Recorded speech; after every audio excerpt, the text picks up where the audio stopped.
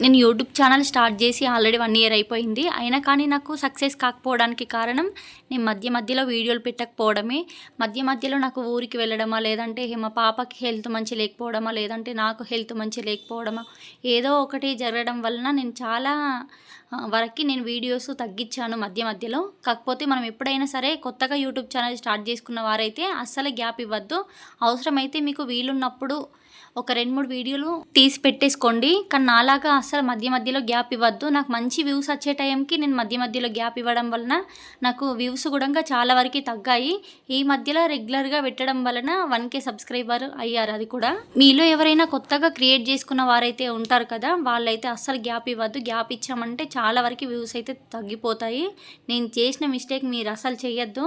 నేను ఇప్పటికీ కూడా చాలా ఫీల్ అవుతాను, అసలు ఎందుకు గ్యాప్ ఇచ్చానని. ఇంకో రీజన్, మా పాప చిన్నగా ఉండడం కూడా